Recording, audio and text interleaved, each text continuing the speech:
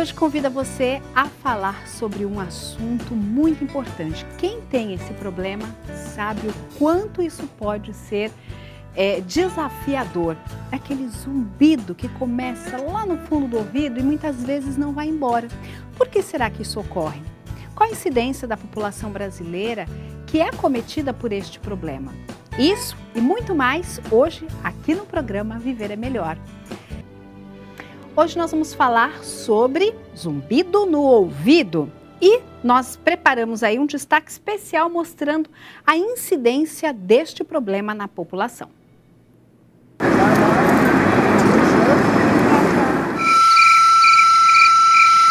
O zumbido atinge 25% da população adulta mundial. O incômodo nos ouvidos traz impactos negativos na qualidade de vida de quem convive com esses ruídos. No Brasil, são mais de 28 milhões de pessoas sofrendo desse problema.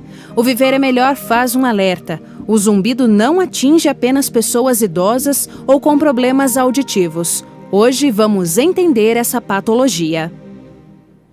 Sim, e se você quer participar com a gente, é muito fácil. Basta ligar 0310 07 940. Mandar a sua pergunta para o programa Viver é Melhor, que hoje recebe o professor doutor Gilberto Ulson Pizarro. Tudo bem, doutor Gilberto? Seja muito bem-vindo ao programa Viver é Melhor. Vamos nos sentar e falar um pouquinho deste problema que, conforme nos foi apresentado, não é apenas os idosos, como é comum a gente pensar.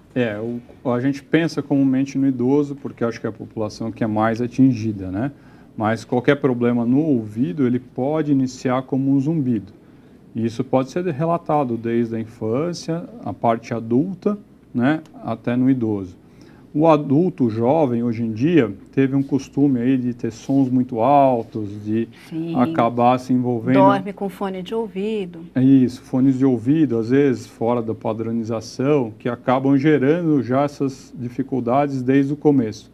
E muitas vezes é um zumbido temporário inicialmente, né, que aparece um pouquinho e some e a pessoa acaba não dando a importância real que ela teria que dar. Certo. Né? E a gente vai chamar atenção não só para essa do idoso, mas também um pouquinho do jovem se cuidando um pouco nesse início aí de vida auditiva. É verdade. E isso é muito importante, porque é na juventude que a gente tem que cuidar bem da saúde do ouvido para chegar numa terceira idade com uma boa qualidade auditiva.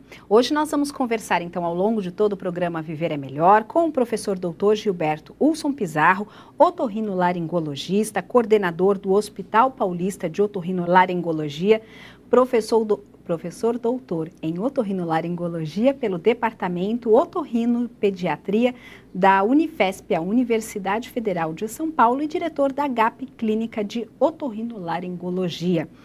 Como funciona, para a gente poder entender, então, esse processo do zumbido, doutor Gilberto, o sistema auditivo?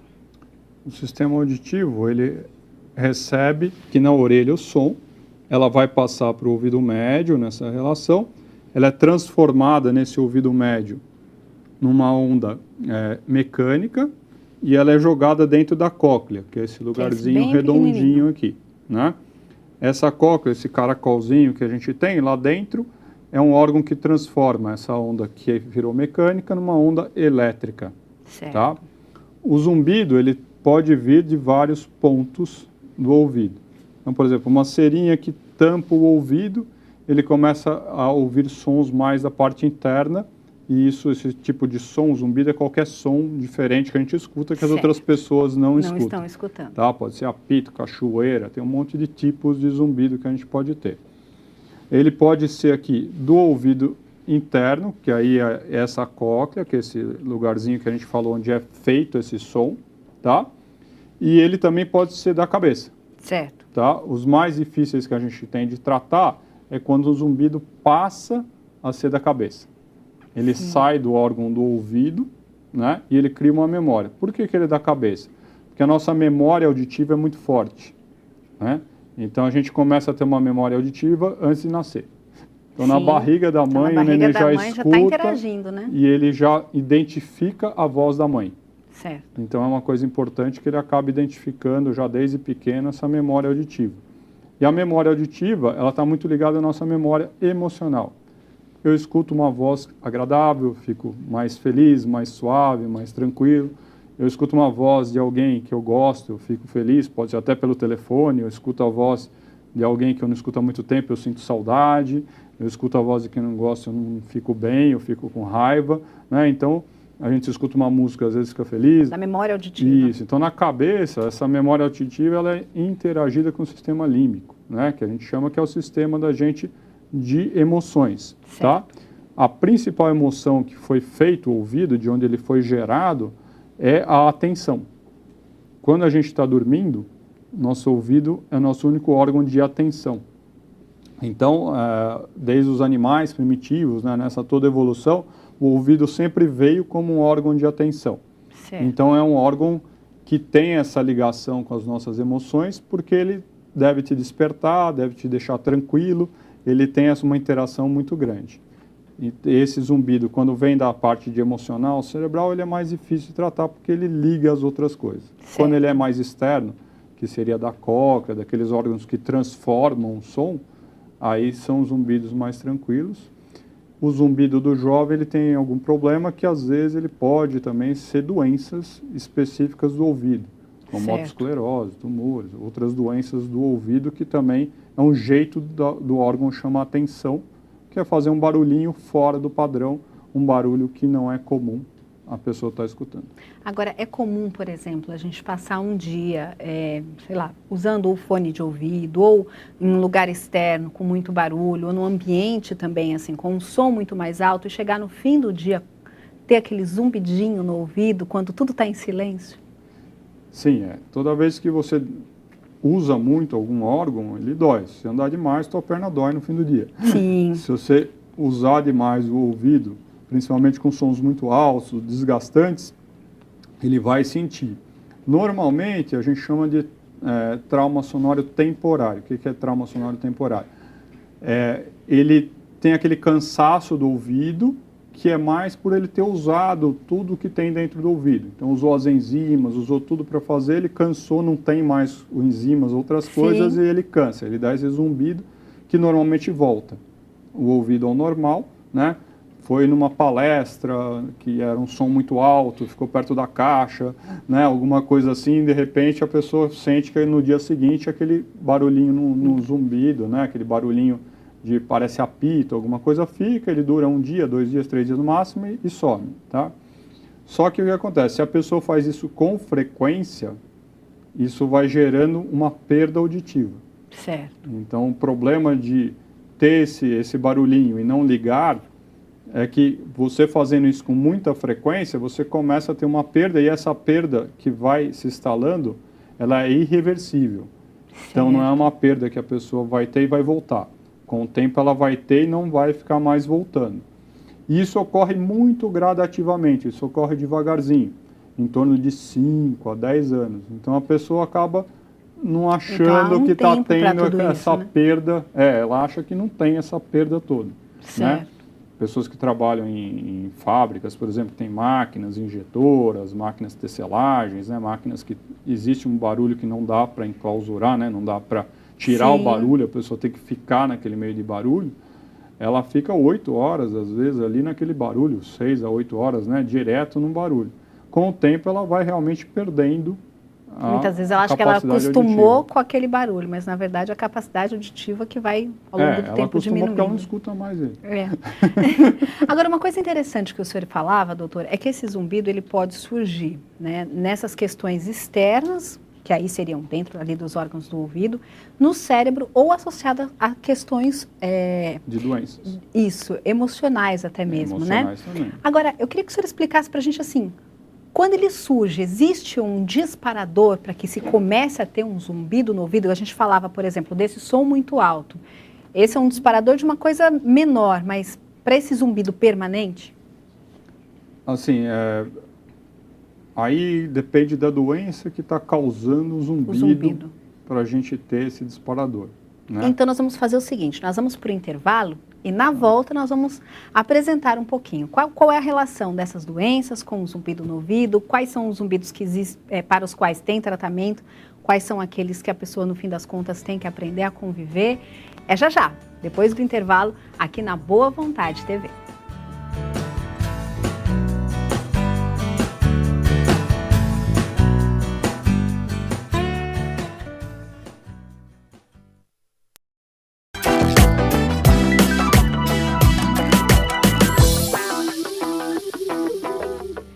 volta com o programa Viver é Melhor aqui na Boa Vontade TV. Você interagindo, participando com a gente pelo 0310 07 940 e também pelo nosso e-mail que você acessa através do portal boavontade.com/tv, www.boavontade.com/tv. O nosso abraço a Lourdes Palmieri Segato Ramos, em Guará, São Paulo. Ela está participando do programa Viver é Melhor.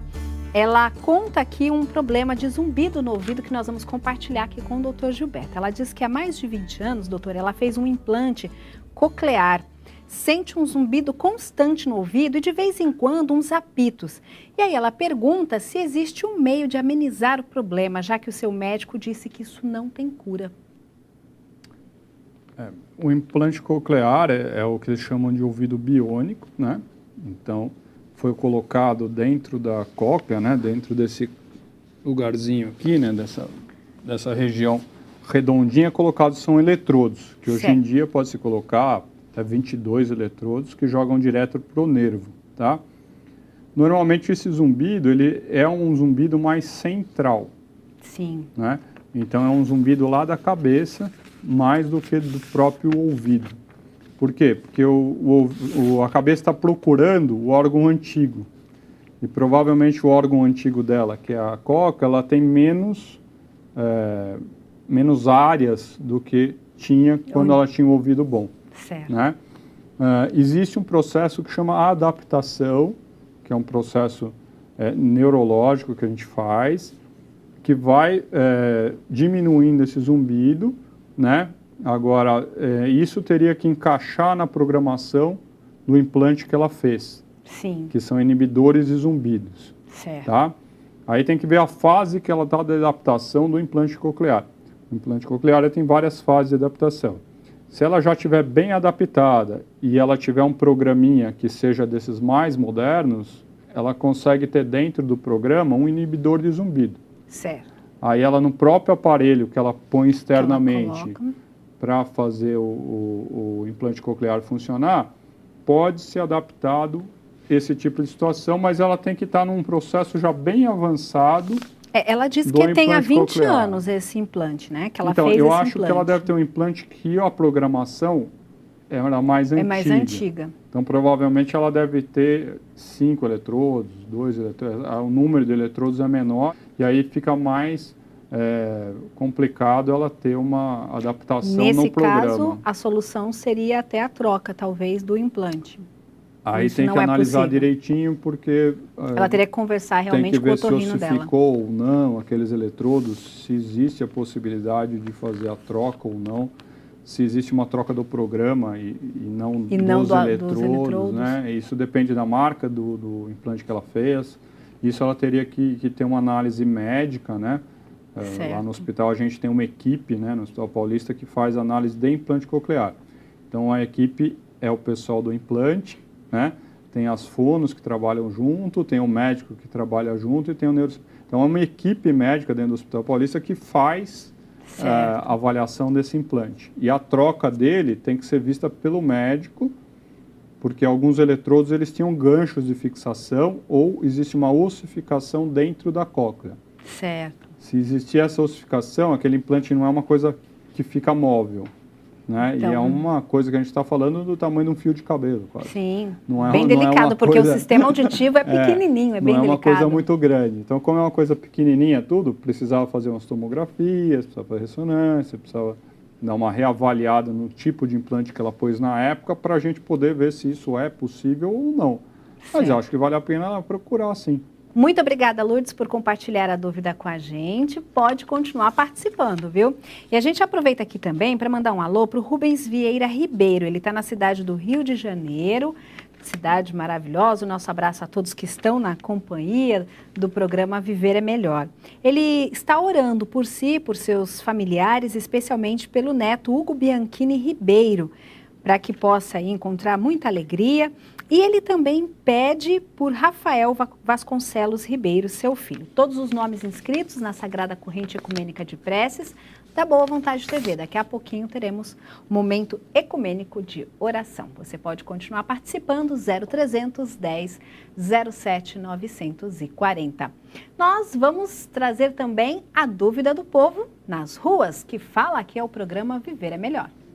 Doutor, meu nome é Samuel. Existe tipo de zumbido? Sim, existem tipos de zumbido. Na verdade, esse caracolzinho, ele tem várias áreas. Depende da área que acometer, ele é mais grave ou ele é mais agudo.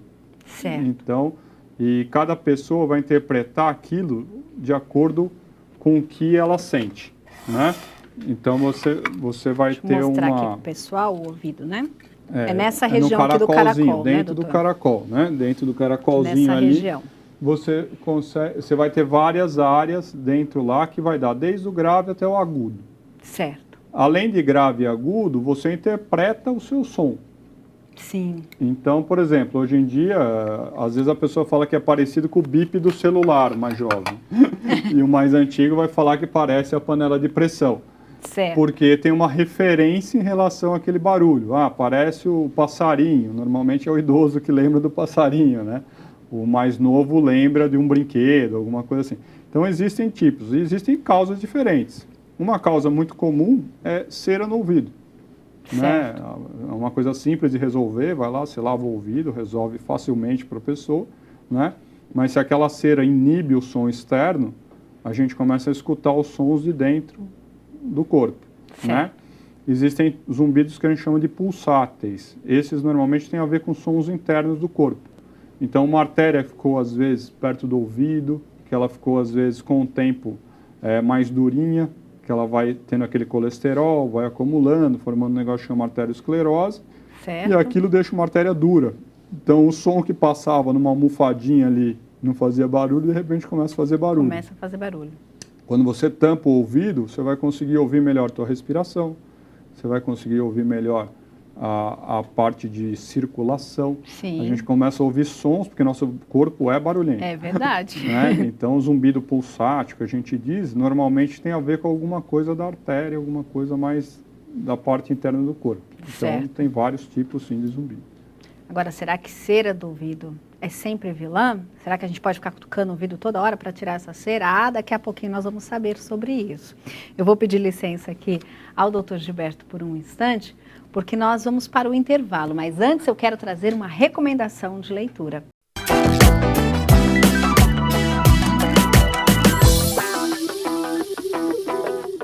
De volta com o programa Viver é Melhor, que hoje fala sobre zumbido no ouvido. Nós deixamos uma dúvida aí no bloco anterior. Será que cera do ouvido tem sempre que ser tirada? A gente tem que estar sempre cutucando, doutor Gilberto, o ouvido para deixar ele sem a cerinha? A cera, melhor quem tirar é o médico, né? Certo. Aí eu acho que o ideal é o otorrino ir lá e tirar.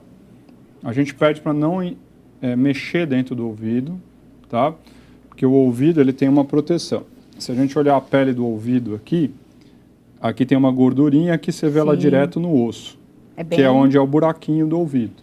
É bem estreito, né? Se você aperta essa pele, você aperta direto a glândula da cera. Então, por isso que a gente pede para não usar o cotonete, porque você vai fazer com que essa cera seja produzida em excesso. Certo. Então, ao invés de resolver o problema, você acaba aumentando. Você vai criando um problema cada vez maior. Outra coisa que irrita muito esse tipo de pele são substâncias químicas, principalmente os saponáceos, que é shampoo, sabonete, tinta de cabelo, coisas que você usa para higiene de cabelo normalmente, tá? Certo. Entrando no ouvido, ele irrita também essas glândulas que ficam nessa região e te produz mais cera, né? Além disso, tem as pessoas que têm a pele oleosa e tem essa oleosidade também dentro do ouvido e às vezes tem que estar fazendo mais. E o último tipo de alteração que dá são os eczemas, que são descamações de pele. Certo. Aí tem gente que tem que tratar mesmo. Pingar remédio, tirar aquela coceira, tirar o que tem lá dentro. Quanto mais você mexer, é pior. E o ouvido é um órgão delicado. Não dá para mexer com ponta de caneta, pedaço de chave, coisas que machucam, né? Certo. Você pega situações que você vê o ouvido machucado mesmo, Por causa disso, por né? causa de lesão mesmo, né? E dói. Sim. Dói, incha, não é uma coisa simpática de fazer. Dificilmente causa uma perda muito progressiva, mas machuca bastante. Certo. Tá? Então, reforçando mais uma vez, né? Quando a gente tem um zumbido no ouvido, o melhor é procurar o especialista, porque se tiver que fazer uma limpeza, um tratamento, é ele que vai indicar e vai saber o que nós devemos fazer. A gente tem também aqui a dúvida da Juliana Alves, publicitária. Vamos acompanhar. Olá, meu nome é Juliana. Eu quero saber quais os tipos de doença que o zumbido pode mascarar. Quais são, doutor? Na pessoa jovem, o mais comum chama otosclerose, né? Ela inicia com uma perda flutuante associada ao zumbido. Isso é muito frequente. Isso pode começar jovem, que a gente diz, 10 anos de idade, até os 20, 30 anos de idade, que é onde inicia a otosclerose, né? Na pessoa entre os 30 e 40, existe um tumorzinho que chama neurinoma do acústico, que é um tumor do nervo, do ouvido, que também pode estar mascarando essa doença, né? No idoso, a gente sempre avalia o idoso, porque existe uma perda auditiva natural que dá zumbido. Mas existem outras doenças do idoso que também dão zumbido também, como o Meniere, outras doenças específicas aí, que precisa ser diferenciada desse zumbido que aparece às vezes com a perda auditiva natural, que a gente chama de presbiacusia, né? Certo. É um nome esquisito, mas... Mas é fácil de solucionar também e de entender, né, doutor? Hoje o programa Viver é Melhor conversa com você sobre zumbido no ouvido. Ele até é uma fala que até rima, mas que precisa de muita da nossa atenção. Inclusive, nós estamos aqui aguardando a sua dúvida. Ainda dá tempo de você participar pelo 0310 07 940, como faz a nossa telespectadora Terezinha Pereira Frois, da cidade de Itumbiara, em Goiás. Ela pergunta, doutor Gilberto, na verdade, primeiro ela conta que está com um zumbido muito forte no ouvido esquerdo e disse que já foi no otorrino e que o remédio que ele passou não deu muito certo, não funcionou. Então ela gostaria de saber quais são os diagnósticos para um zumbido ou qual seria talvez o próximo passo que ela possa dar para resolver este problema. Ela conta que toma remédio para pressão e para circulação e que tem faringite. Aqui precisaria primeiro identificar melhor esse zumbido dela em relação se tem uma perda auditiva ou não. Então tem uns examezinhos básicos que ela pode fazer, que pelo menos uma audiometria, um exame desse tipo tem que fazer, certo, até podendo fazer exames mais específicos para ver o nervo, para ver a cóclea, para ver todos isso que são as ressonâncias, o Bera, alguns exames específicos para identificar. Acho que o primeiro passo é ela conversar com o médico dela que não deu certo o remédio. Para ele olhar. Às vezes tem algumas medicações que precisam ser ajustadas às doses. Então tem remédios para zumbido que às vezes você aumentando um pouco a dose, ele começa a ser efetivo e às vezes nem troca de medicação. Existe às vezes que aquele remédio não deu certo, aí o diagnóstico que ele vai pensar é outro, tá? A pressão arterial aumentada, associada a uma arteriosclerose, se ela for uma pessoa mais de idade, quer dizer, a artéria está mais durinha e aquele coração batendo mais forte pode dar um zumbido que bate o coração e essa ser a causa, controlando melhor a pressão, essas coisas a gente consegue ter um controle de colesterol, essas coisas associadas para que a gente resolva o zumbido. Às vezes não é um remédio diretamente para o zumbido, né? Certo. Então, eu acho que essa parte circulatória dela pode ter realmente a ver com um problema. A faringite, ela tem que investigar, mas acho que a faringite seria outra causa e ela precisa investigar, dar uma outra olhada diferente. Mas é muito importante que ela volte para o médico dela, porque o zumbido é uma doença que, às vezes, para tratar, precisa de um acompanhamento. Sim. Às vezes, até para definir um diagnóstico, precisa de acompanhar um pouquinho. Se tem a ver com a parte da pressão alta, se tem a ver a parte com colesterol, com o aumento da glicose, que às vezes também dá, que não só o diabetes, mas as hipoglicemias também dão muitos zumbidos, né? Então ela precisa voltar para o médico, porque aí você tem que adotar uma linha de pesquisa, de acordo com a história da pessoa, E nessa linha a gente vai pesquisando uma parte ou outra, porque realmente ele é multifatorial. O que quer dizer isso? Várias coisinhas causam zumbido, ele é só um sintoma. Então, nesse caso, a pessoa precisa ter, de certa maneira, doutor, uma perseverança, uma persistência no tratamento. Não deu certo esse tratamento, é dizer, então não deu certo, cura, vou desistir, vou conviver com isso. Não, é continuar persistindo, procurar o especialista, buscar um novo recurso junto a esse especialista para tratar o problema. Sim, eu acho que no caso aí, a principal ação dela é avisar o médico que o remédio não está fazendo efeito. Certo. E aí sim ele vai tomar ações para que seja tratado da forma adequada. Como eu disse, às vezes não é nem remédio zumbido, às vezes a pressão dela que está desregulada e ela precisa de um tratamento melhor da pressão, por exemplo. Certo. Bom, nós ainda temos dúvidas dos nossos telespectadores na rua. Doutor, ouvi dizer que o zumbido piora no silêncio, é verdade? Sim, é verdade. O zumbido ele piora no silêncio não porque ele aumenta, na verdade ele para de ser mascarado. Né? O que é mascarado? Um som mais alto ele supera o som do zumbido e aí ele vai ficando com a sensação de que aquele zumbido está alto. A gente usa isso no processo de adaptação do zumbido. Antigamente se inibia aquele zumbido de forma total com barulho mais alto, mas a hora que ficava no silêncio ele aumentava muito. Certo. Hoje em dia a gente vai deixando um pouquinho do zumbido para de forma gradativa o sistema entendendo que não precisa chamar atenção aquele zumbido. Né? Tá. Então esse é um método adaptativo para aquele zumbido que fica na cabeça. A gente usa isso de uma forma, hoje em dia, terapêutica, depois que foi descoberto isso em algumas ressonâncias funcionais, que são exames de estudo, né? Não é exame para a população. Então a gente usa até isso aí hoje em dia como uma terapia. Certo.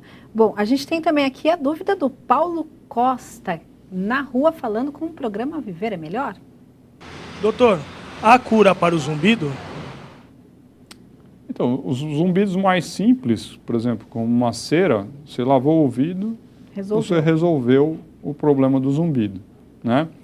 O zumbido, até 6 meses, a gente tem uma cura melhor.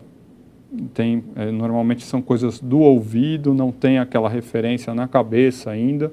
Sim. A gente tem como tratar aquela doença e tem uma resolução melhor. A partir dos 6 meses, aí ele já tem a referência, normalmente, da parte central, da parte da cabeça. Aí fica um pouquinho mais difícil cuidar dele.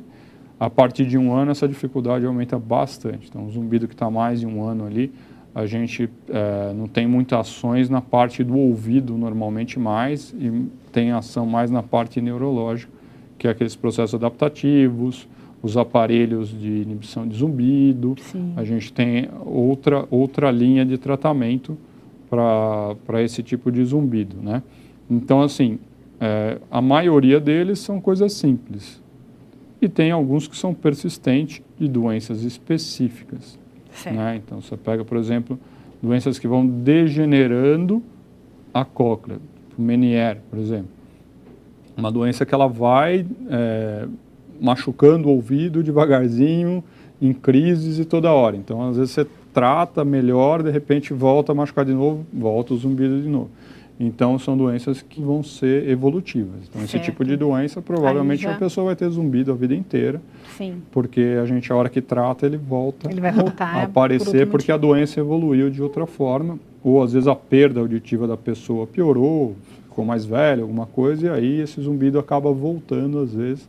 Não necessariamente seja até aquele primeiro zumbido naquela região da cóclea, mas em outra região. Certo. Tá? Então, acho que ele tem uma volta, às vezes, frequente em alguns casos. Bom, nós estamos indo para um breve intervalo, mas na volta nós vamos falar também sobre a perda auditiva. É daqui a pouquinho aqui no programa Viver é Melhor.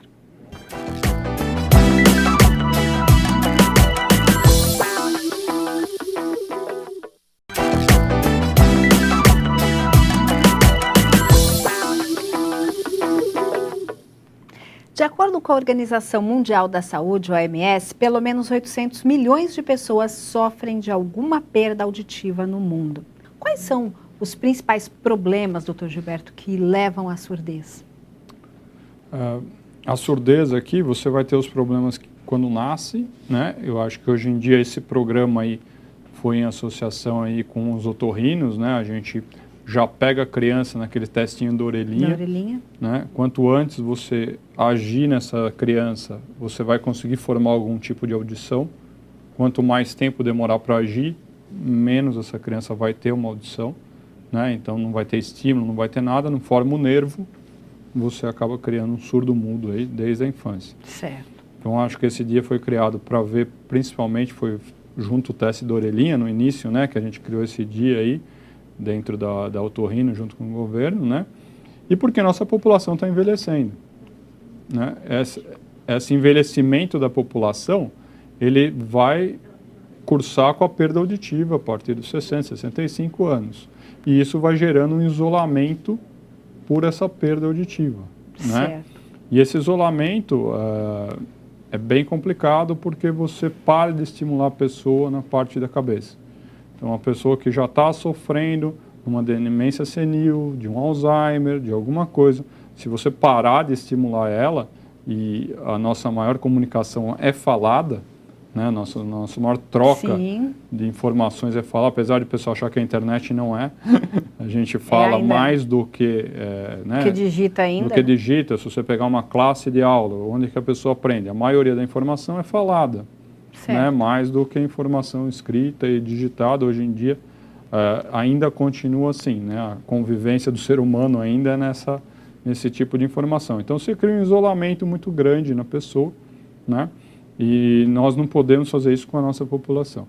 Tá? É aquele velhinho que está na festa, mas não está, porque ninguém consegue, ele fica quietinho lá, só que ele está quietinho o dia inteiro, ele para de ouvir as coisas, para de interagir, vai atrofiando todo o sistema dele de cabeça, porque ele não usa, né? Sim. Se ele põe a TV muito alta, todo mundo sai da sala, então ele finge que escuta e fica lá quietinho.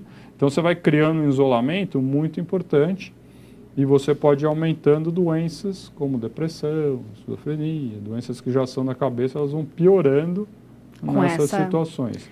Isso é bem importante a gente destacar, né? A importância da gente incluir, né, agregar essa pessoa que tem um problema auditivo à nossa própria comunicação dentro de casa. Muitas vezes as pessoas até acabam cometendo um gesto indelicado com o outro, né, falando da pessoa na frente dela como se ela não tivesse ali ou como se ela não pudesse ouvir o que está sendo dito, quando na verdade o que a gente precisa fazer é sempre incluir aquela pessoa e fazer o possível para que ela nos ouça, para que ela possa se sentir parte, né, daquela conversação ou daquele fato social que ali está acontecendo.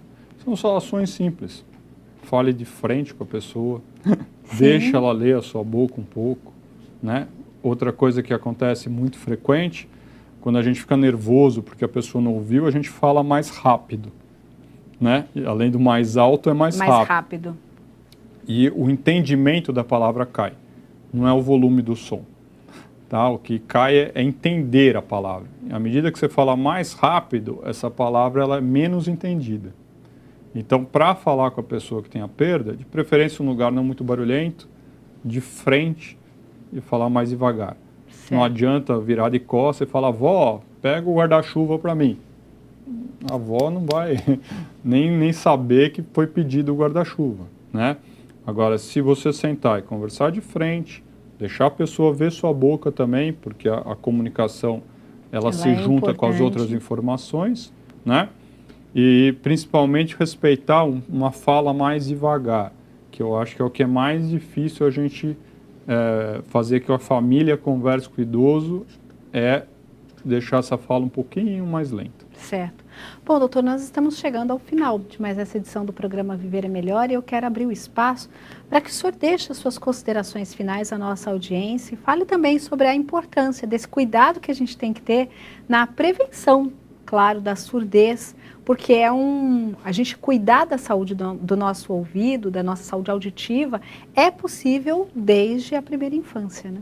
Sim, eu acho que aqui a gente já tem os exames obrigatórios, graças a Deus, aí que já vendo a criança, né? Sim. Eu acho que pai e mãe tem que reparar na criança, período escolar, a escola ajuda, mas quem olha mesmo é pai e mãe. o idoso ou o adulto começou zumbido, começou alguma coisa nesse sentido, é um sinal de que a audição não está indo bem. Então é um sinal, vai procurar, faça uma audiometria. O idoso, a partir da 60 anos, por aí, é interessante ele já começar a fazer uma audiometria, ele já deve ter algum tipo de perda, ele já, às vezes, começa a se atrapalhar a fazer algumas coisas, às vezes isso tira a pessoa da atividade normal, tira de ir em algum lugar, não vou na igreja porque não entendo padre, não vou não sei aonde, então, quer dizer, a pessoa acaba saindo, às vezes, perdendo aquela vida social, numa idade que não tem. Hoje em dia tem tratamento, os aparelhos estão mais modernos, tá? Hoje em dia tem aparelhos que socializou as pessoas, como assim? Você tem um Bluetooth, por exemplo, eu posso escutar uma televisão num som diferente da sala, coisa que antigamente era uma coisa terrível, difícil. Porque ou não escutava ou quem escutava, o resto não ficava na sala porque não aguentava. Então a gente tem várias coisinhas aí para fazer a preservação aí da audição, e espero que as pessoas consigam ir atrás um pouquinho. Com toda certeza. Mais uma vez, nós agradecemos ao Dr. Gilberto Wilson Pizarro, otorrinolaringologista, coordenador do Hospital Paulista de Otorrinolaringologia, professor doutor em otorrinolaringologia pelo Departamento de Otorrinopediatria da Unifesp, Escola Paulista de Medicina, e também diretor da GAP, Clínica de Otorrinolaringologia. Mais uma vez, muito obrigada, doutor Gilberto. Eu agradeço. E para encerrar o programa Viver é Melhor de hoje, ao seu coração, nós dedicamos este pensamento do blog paivaneto.com. Se as dificuldades são maiores, superiores serão os nossos talentos para suplantá-las. Com essa mensagem, deixamos o nosso brado de paz e de saúde espiritual, nos despedindo de você. Deus está presente e viva Jesus em nossos corações para sempre!